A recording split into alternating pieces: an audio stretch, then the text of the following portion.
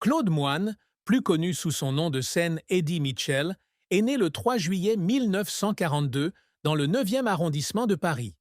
Il est l'une des plus grandes icônes de la musique et du cinéma français. À 82 ans, il a marqué durablement la culture populaire française avec plus de 6 décennies de contributions au rock'n'roll, à la country et au cinéma. Chanteur des Chaussettes Noires, animateur de l'émission télévisée La Dernière Séance et acteur primé au César, Eddie Mitchell est non seulement un artiste, mais aussi l'incarnation d'un amour passionné pour la culture américaine. Cependant, derrière les scènes et les écrans scintillants, se cache une vie jalonnée de profonde tristesse, de défis personnels et de moments déchirants. Des traumatismes de l'enfance aux pressions professionnelles, en passant par les secrets qu'il a gardés, la vie d'Eddie Mitchell est un long cheminement fait de luttes, de sacrifices et de désir de vivre sa passion.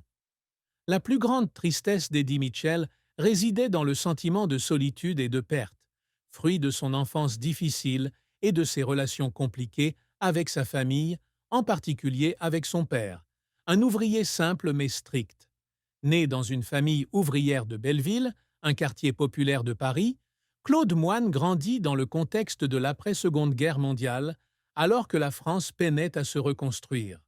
Son père, Robert Moine, travaillait dans une centrale électrique et était souvent absent du foyer, laissant sa mère, Georgette, élever seule les enfants. Dans son autobiographie, Le dictionnaire de ma vie, écrite avec son fils Eddie Moine, il décrit son père comme un passionné de cinéma, notamment de western, mais aussi comme un homme qui exprimait rarement ses émotions. Cet éloignement a laissé à Claude un sentiment de manque d'amour, une blessure qui a perduré à l'âge adulte. Il a confié un jour, dans une interview au Point, qu'il s'asseyait souvent seul dans son petit appartement de Belleville, écoutant la radio et rêvant d'une vie différente, mais que ce sentiment de solitude le poursuivait toujours comme une ombre. Cette tristesse s'est amplifiée lorsqu'il a fait son entrée dans le monde du spectacle et a dû faire face à la pression du public et de sa famille.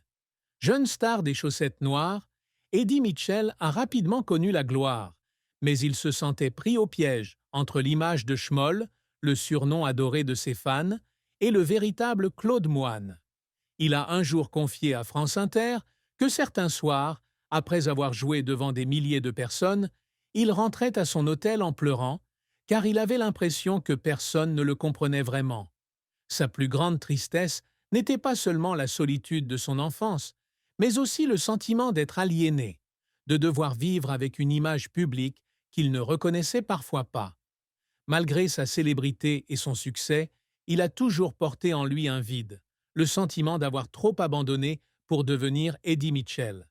La carrière d'Eddie Mitchell a été un long parcours, jalonné de grands succès, mais aussi d'échecs et de moments où la pression et les sacrifices l'ont fait pleurer. Après avoir débuté sa carrière à la fin des années 1950 avec le groupe Les Chaussettes Noires, Claude Moine, alors âgé de 14 ans, prend le nom de scène Eddie Mitchell, inspiré par l'acteur américain Eddie Constantine, et le prénom Mitchell, car il sonnait très américain. Le groupe, initialement appelé les Five Rocks, signe chez Barclay Records en 1960 et devient rapidement un phénomène grâce au single Daniela, vendu à 800 000 exemplaires et numéro 1 des charts. En 1961, les Chaussettes Noires ont vendu plus de 2 millions de disques, devenant ainsi le premier groupe de rock français se produisant dans des salles prestigieuses comme le Golf Draw et le Palais des Sports. Ce succès fait d'Eddie Mitchell l'une des jeunes étoiles les plus brillantes du mouvement yéyé, version française du rock'n'roll. Après s'être engagé dans l'armée en 1962 et avoir quitté les Chaussettes Noires, Eddie Mitchell entame sa carrière solo avec son premier album Voici Eddie, c'était le soldat Mitchell, en 1963.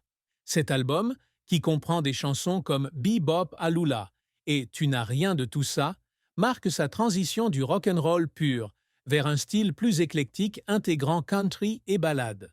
Au cours de sa carrière, il sort plus de 40 albums studio, dont des chefs-d'œuvre comme Sur la route de Memphis en 1976, Couleur menthe à l'eau en 1980 et Rio Grande en 1993.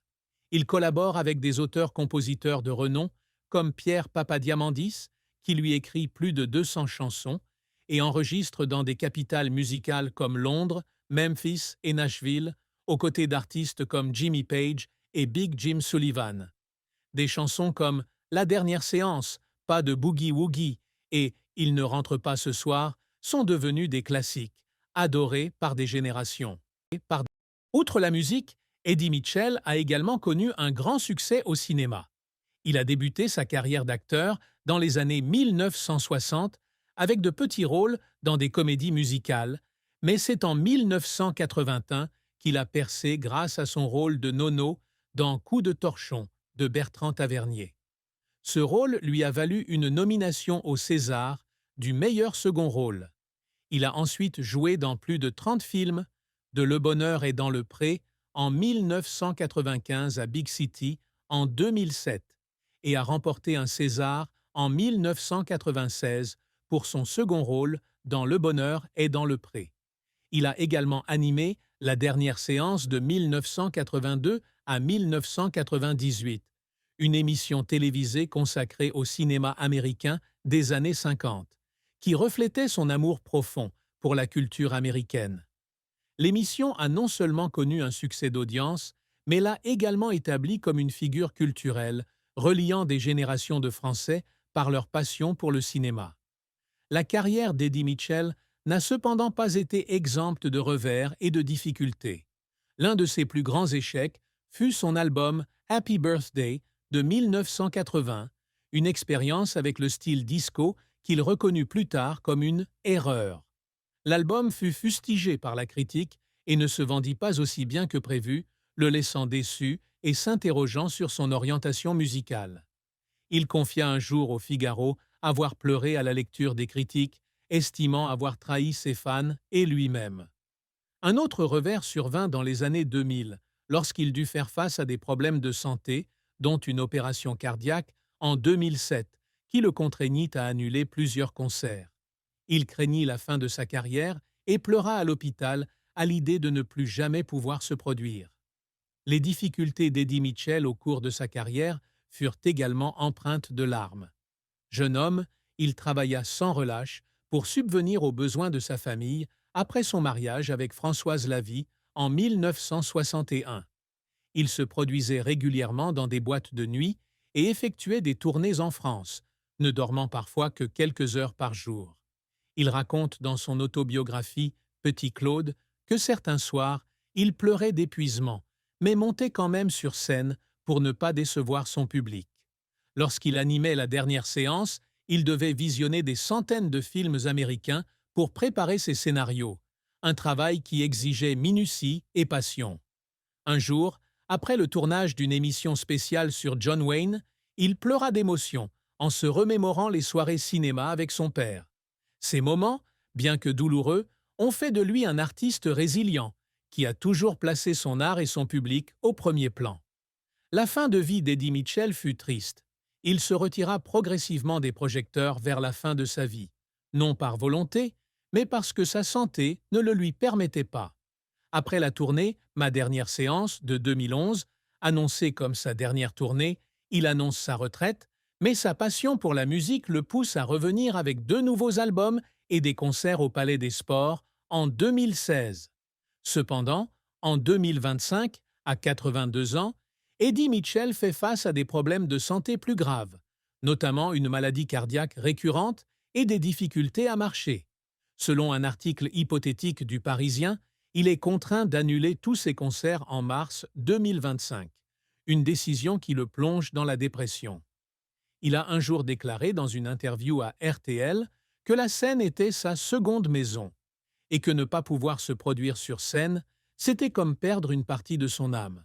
Cette triste fin n'était pas seulement due à son départ de la scène, mais aussi au sentiment de ne pas pouvoir mener à bien ses projets inachevés. Il avait prévu un dernier album, un recueil de chansons country enregistré à Nashville, mais ce projet a été retardé pour cause de santé. Il souhaitait également réaliser un documentaire sur les chaussettes noires, mais n'était pas assez fort pour en superviser la production. Durant les derniers mois de sa vie, Eddie Mitchell a vécu reclus dans sa maison de Saint-Tropez, apparaissant rarement en public.